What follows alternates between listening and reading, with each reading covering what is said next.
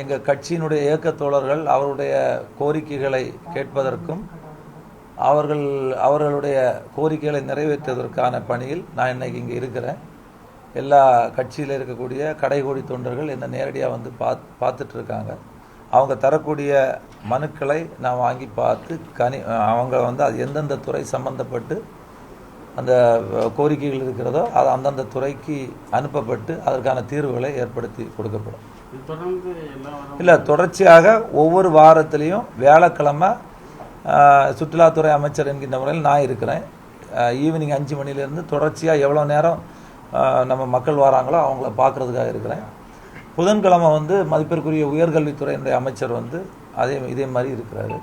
மற்றபடி மாதத்திற்கு ஒரு 2 நாள் கட்சி ரீதியாக அந்த வருவாய் மாவட்டங்களில் போய் நேரடியாக போய் இயக்க தோழர்களை பார்ப்பது, அங்கே இருக்கக்கூடிய கட்சி சம்பந்தமான மீட்டிங்கள் அட்டன் பண்ண வந்து நான் முடிவு. கிள்ளியூர்ல கனிம வள சுரங்கம் தொடர்பாக பல்வேறு சர்ச்சைகள் போயிட்டு இருக்கு. அதோடைய எக்ஸ்டென்ஷனா 1 இயர் கொடுத்துருக்காங்க. காங்கிரஸுடைய நிலைப்பாடு என்ன சார்? முதலமைச்சர் சொல்லி மனு கொடுத்துருக்காங்க. இப்போ இந்த அணுக்கனிம சுரங்கம் தோன்றது இது வந்து இந்த ஒப்பந்தம் வந்து போன திராவிட முன்னேற்ற கழகத்தினுடைய அந்த அரசு தான் அந்த ஒப்பந்தத்தை கையெழுத்து போட்டு அவங்க தான் இது என்ன பண்ணாங்க, ஸ்டார்ட் பண்ணாங்க. அந்த டைமில் நான் வந்து 2021 26 வரைக்கும் நானும் சட்டமன்ற உறுப்பினர். அப்போது அந்த ஒப்பந்தத்தை ரத்து செய்யணும். ஏன்னா வந்து முழுக்க கிள்ளியூர் சட்டமன்ற தொகுதியில் தான் 1144 ஹெக்டேர் நிலப்பரப்பு. கிட்டத்தட்ட நீங்கள் மிடாலம், ஏபி, கீழ்மிடாலம் இப்படி தொடங்கி கொல்லங்கோடு வரைக்கும் இருக்கக்கூடிய வருவாய் கிராமங்களில் தான் அந்த மண்ணை எடுத்து, அங்கே இருக்கக்கூடிய மண்ணை எடுத்து IRL, அதாவது மணாலக்குறிச்சியில் ஒரு மணல் கம்பெனி இருக்குது, அதில் கொண்டு போய் அதில் பிரித்து யுரேனியம் அப்புறம் இது மாதிரிப்பட்ட தாது பொருட்களை பிரித்து அந்த திட்டத்தை வந்து எடுக்கணும்னு சொல்லி குத்தகை கொடுத்தாங்க. ஆனால் ஒரு குத்தகை கொடுக்கும்போது அதை அளவீடு மட்டும்தான். ஏன்னா இது வந்து நேரடியாக வந்து அளவீடு பண்ணலை, எல்லாமே வந்து ட்ரோன் கேமரா மூலம் மத்திய அரசாங்கம் ஏதோ ஒரு அளவீடை பண்ணி 1144 ஹெக்டேர் நிலப்பரப்பு அதிலேருந்து எடுக்க போகிறேன்னு சொன்னாங்க. ஆனால் எந்த திட்டம் வந்தாலும், இப்போ திராவிட முன்னேற்ற கழகம் தான் முதல்ல கையெழுத்து போட்டுது அந்த திட்டத்தை கொண்டு வர்றது. அதுக்கு பிறகு சட்டமன்றத்தில் தொடர்ச்சியாக வந்து அன்னைக்கு இருந்த மாண்பு முதலமைச்சர் அவர்களையும் அந்த துறை சார்ந்த அமைச்சர் மதிப்பிற்கு துரைமுருகன் அவர்களெல்லாம் நேரடியாக பார்த்துருக்கோம். பல தடவை சட்டமன்றத்தில் பேசியிருக்கோம். அது முடிவு வந்து இறுதியாக என்ன சொன்னாங்கன்னா, இது வந்து மக்களை பாதிக்கக்கூடிய எந்த திட்டமும் நாங்கள் கொண்டு வர மாட்டோம், அதனால் வந்து அது வராதுன்னு சொல்லி அன்னைக்கு சொன்னாங்க. அதுக்கு பிறகு நீங்கள் 6வது மாதம் 5 வருஷம் அதுக்கு பீரியடு முடிஞ்சு போச்சு. திருப்பி அதை இப்போ எக்ஸ்டெண்ட் பண்ணதாட்டு ஒரு ஜியோ வந்திருக்கு. உடனடியாக வந்து நேரடியாக நானும் குளச்சல் சட்டமன்ற உறுப்பினரும் சேர்ந்து மாண்புமிகு தமிழ்நாடு முதலமைச்சர் அவர்களை நேரடியாக சந்தித்து கொடுத்தோம். அங்கே இருக்கக்கூடிய உண்மையான பிரச்சனை என்ன, இதெல்லாம் வந்து ரொம்ப கனிவாக அவர் கேட்டு தெரிஞ்சுக்கிட்டாரு. அந்த அடிப்படையில் ஏற்கனவே எங்களுக்கு உத்தரவாதம் சொல்லியிருக்காங்க. ஒரு திட்டத்தை கொண்டு வரணும்னா மக்கள்கிட்ட கருத்து கேட்கணும், பப்ளிக் ஹியரிங் நடத்தணும். ஆனால் வந்து மத்திய அரசாங்கம் தன்னிச்சையாக வந்து கருத்து கேட்பு கூட்டம் நடத்தாமல் நேரடியாக இம்ப்ளிமெண்ட் பண்ணிடலாம், அதுக்கான NOCயை வாங்கிடலாம்.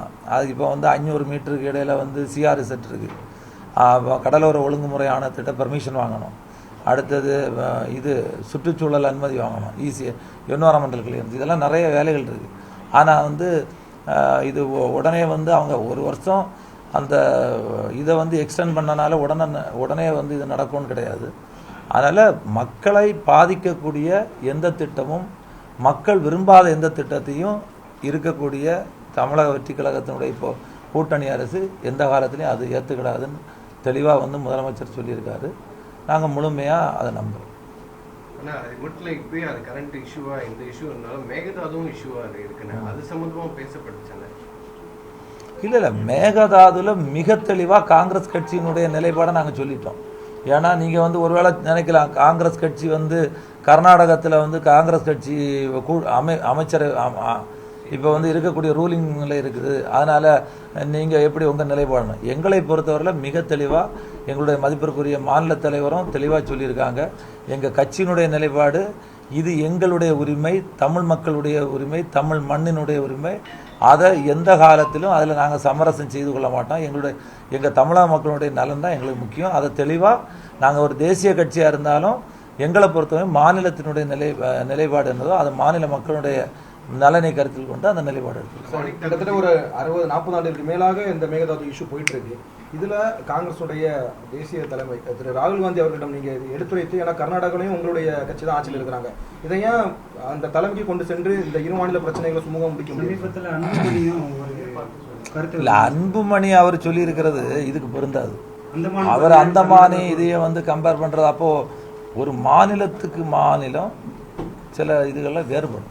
இப்போ நம்ம மாநிலம் தமிழ்நாட்டு மாநிலத்தில் இருக்கக்கூடிய பிரச்சனை, இப்போ நீங்கள் வந்து காவேரி படுகை வந்து அந்த மேகதாது என்னும் இடம், அதாவது பிலிக்குண்டிலிருந்து 4 கிலோமீட்டர், அந்த 4 கிலோமீட்டரில் வந்து கிட்டத்தட்ட காவேரி படுகையில் வந்து மேலேருந்து தான் தண்ணி வரணும். நீங்கள் ஏற்கனவே மழை காலங்களில் உள்ள உபரி நீர் தான் வருது. இதில் வந்து நீங்கள் செக் டேம் மாதிரி போட்டு ஒரு அணையை கட்டினீங்கன்னா என்னாகும்? திருப்பி தண்ணியே கிடைக்காது. தமிழ்நாட்டில் இருக்கக்கூடிய கிட்டத்தட்ட டெல்டா மாவட்டம் ஒரு 20 மாவட்டத்துக்கு மேலே வந்து பாலைவனமாகிவிடும். விவசாயிகள் கடுமையாக பாதிக்கப்படுவார்கள். அதனால் எந்த காலகட்டத்திலையும் அதை ஏற்றுக்கிட முடியாது. இது ஏற்கனவே காவேரி நடுவர் மன்றம் மிக தெளிவாக ஒரு தீர்ப்பை கொடுத்துருக்கு. அதுக்கு மேலே உச்ச நீதிமன்றமும் தெளிவான ஒரு தீர்ப்பை வழங்கிவிட்டது.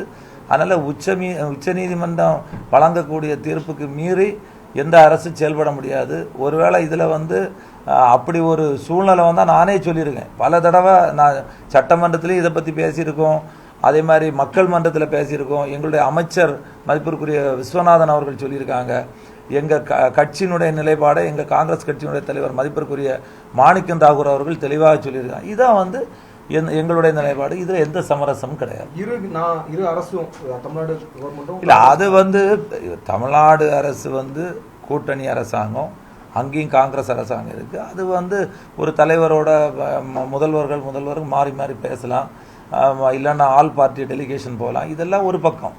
ஆனால் இந்த விஷயத்தை பிறகு இது சுப்ரீம் கோர்ட்டு உச்ச நீதிமன்றம் தெளிவாக தீர்ப்பு சொல்லியாச்சு. அதனால இதுக்கு மேலே அவங்க வந்து பண்ண முடியாது. கர்நாடகா கவர்மெண்ட் நாங்கள் அணை கட்டி தீர்வோன்னு உறுதியாக இருக்கிறாங்க. அவங்க உறுதியாக இருக்க மாதிரி நாங்கள் எங்கள் விஷயத்தில் உறுதியாக இருக்கோம், அவ்வளோதான். அவங்க விஷயத்தில் உறுதியாக இருக்காங்க. நாங்கள் தமிழ்நாடு அதெல்லாம் எங்கே ஸ்டார்ட் பண்ண முடியாது. டிபிஆர் கொடுத்தாங்க, அதோட முடிஞ்சு போச்சு. அதை அப்படி ஸ்டார்ட் பண்ண முடியாது. நீங்கள் வந்து நினச்ச உடனே நாளைக்கு அணை கட்ட முடியாது. அதனால் அதுக்குன்னு சில விதிமுறைகள் இருக்குது. விரிவான திட்ட அறிக்கை பண்ணணும், டெக்னிக்கல் சாங்ஷன் இருக்குது, அரசினுடைய இதை ஒப்பந்தத்தை பெறணும். சும்மா வந்து நினச்ச உடனே பண்ண முடியாது. நிச்சயமாக அப்படிப்பட்ட ஒரு சூழ்நிலை வராது. எங்களுடைய மாண்புமிகு நம்ம தமிழ்நாடு காங்கிரஸ் கமிட்டி தலைவர் அதற்கான ஒரு போராட்டத்தையும் முன்னெடுக்க வேண்டும் என்று சொல்லியிருக்காங்க. கூடிய விரைவில் அதுக்கான போராட்டத்தையும் தமிழ்நாடு காங்கிரஸ் கமிட்டி நடத்தும். வந்ததுக்கு அப்புறமா அசியூம் பண்ணி இது ஃபர்ஸ்ட் மீட்டிங், அது எப்படி இருந்துச்சு?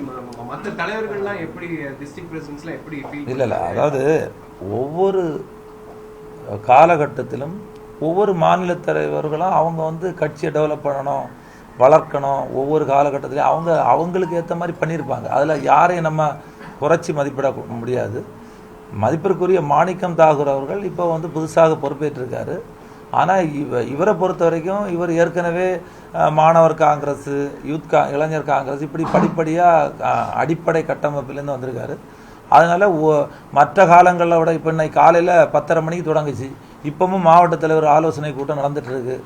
ஒவ்வொரு மாவட்ட தலைவர்கள் அவர் விரிவான ஆலோசனைகளை அவர் செவி மடுத்து கேட்குறாரு. என்னென்னா என்ன சொல்கிறாங்க, அந்த மாவட்டத்தில் என்ன இஷ்யூ இருக்குது, மக்களுக்கு என்ன பிரச்சனை இருக்குது, கட்சியை எப்படி டெவலப் பண்ணலாம், அடிப்படை கட்டமைப்பை எப்படி பலப்படுத்தலாம்னு சொல்லி அதுக்கான ஒவ்வொருத்தரையும் அவங்களுடைய ஆலோசனை வழங்கி கேட்டு அதுக்கு பிறகு அந்த அடிப்படையில் அடுத்த கட்டமான என்னென்ன செயல் திட்டங்களை வகுக்கலான்னு சொல்லி அவங்க, அதாவது மாவட்ட தலைவர்களுடைய கருத்தை உள்வாங்கி செயல்படக்கூடிய ஒரு மாநில தலைவராக அவர் இருக்கார். அதனால் நிச்சயமாக இந்த தலைவரை வச்சு எங்களுடைய இயக்கத்தை பலப்படுத்துவதற்கு நாங்கள் கடுமையாக உழைப்போம். கடுமையாக உழைத்து வரக்கூடிய உள்ளாட்சி மன்றமாக இருக்கட்டும், எங்களுடைய இலக்கு என்பது 2029 மதிப்பிற்குரிய பாராளுமன்றத்தினுடைய எதிர்க்கட்சி தலைவர் ராகுல் காந்தி அவர்களை பிரதமர் நாற்காலியில் உட்கார வைப்பதுதான் எங்களுடைய இலக்கு. எங்களுடைய முகம், எங்களுடைய பிம்பம் வந்து ராகுல் காந்தி. நாங்கள் கடுமையாக உழைத்து தமிழ்நாட்டில் இருக்கக்கூடிய 40க்கு 40 தொகுதியும் வெற்றி பெற்று நம்முடைய மதிப்பிற்குரிய தலைவர் ராகுல் காந்தி அவர்கள் பிரதமராக ஆக்குவதுதான் எங்களுடைய இலக்கு. அவர் வந்தால் தான் நிச்சயமாக தமிழ்நாட்டிலையும் இன்னும் பல மத்திய அரசாங்கத்தினுடைய திட்டங்களை கொண்டு வர முடியும், மக்கள் நலனில் அக்கறை உள்ள அரசாக செயல்பட முடியும். அதுக்காக நாங்கள் பாடுபடுவோம். கன்னியாகுமரி மண்டலத்தில் புற்றுநோய் அதிகரிச்சுட்டே வந்துட்டு இருக்கு, அதை தடுக்கிறதுக்கு என்ன நடவடிக்கை எடுக்க போகிறோம்? இல்லை நீங்கள் சொல்கிறது கரெக்டு. கன்னியாகுமரி மாவட்டத்தை பொறுத்தவரையில் புற்றுநோய் வந்து கொஞ்சம் அதிகமாக இருக்குது. அதுக்கு நிறைய சர்வே எல்லாம் நடந்திருக்கு. அது மாதிரி பல விழிப்புணர்வு விஷயங்கள்லாம் நடக்குது. கன்னியாகுமரி மாவட்டத்தில் கன்னியாகுமரி அரசு மருத்துவக் கல்லூரி மருத்துவமனை வளாகத்தில் ஏற்கனவே இதுக்கென்று ஒரு தனி பிரிவு தொடங்கியிருக்கோம். அந்த தனி பிரிவு இப்போ வந்து சென்ட்ரல் கவர்மெண்ட்டுடைய அப்ரூவலுக்காக வெயிட் பண்ணுறோம். அந்த ஏற்கனவே அந்த ரேடியேஷன் கொடுக்கறது, அது மாதிரிப்பட்ட அந்த புற்றுநோயிலேருந்து தடுப்பதற்கான அந்த எக்யூப்மெண்ட்ஸ் எல்லாம் நாங்கள் கொண்டு வந்திருக்கோம். அது கூடிய சீக்கிரம் மாண்பு மருத்துவ நல்வாழ்வுத்துறை அமைச்சர் மூலமாக அது அங்கே அந்த புற்றுநோய் பிரிவை வந்து துவக்கப்படும். அதன் மூலம் நோயாளிகள் வந்து அந்த இதை பயன்படுத்தக்கூடிய அளவில் செய்யக்கூடிய அளவில் அது இருக்குது. ஓகே.